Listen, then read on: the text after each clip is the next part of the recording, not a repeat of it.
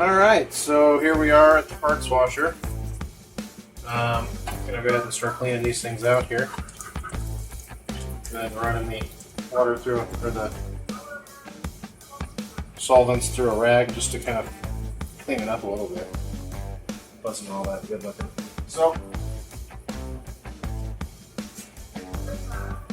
anyways, parts washer, parts. Let's do some cleaning.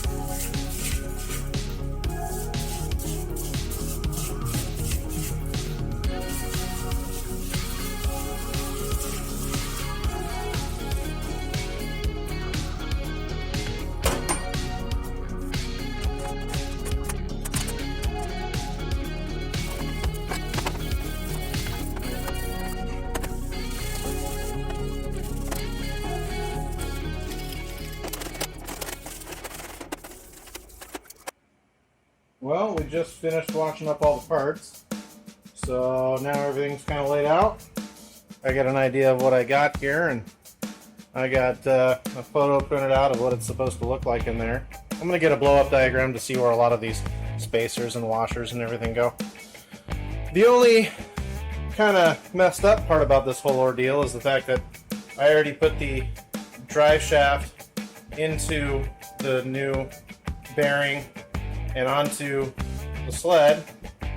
So now I have to get that back off of there, and that should be a lot of fun. So this side of the drop case has a couple of things that mine doesn't currently, and that is this chain tensioner here on the left, or chain guide, I guess. I'm not sure if it's really a tensioner so much. Anyways, this chain guide here, which it's got a little bit of wear on it, and then this shaft for these drive wheels, so or drive gears. So I'm gonna have to remove this portion of the clutch from my sled, or the clutch, the chain case. It's gonna be kind of a nightmare to get that all back off of there. But the good part about all of this is that I already have the gear selection, so that top jack shaft gear can go ahead and be saved, and I can just reuse it instead of using the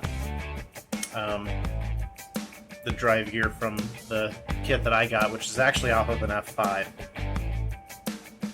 So a little bit higher geared, and maybe it wouldn't hurt with the bigger track, but I'm going to go ahead and just leave it as is, as it was, and we'll change everything out if I need to later on. The actual the drive gear is a little bit larger anyways, and so it will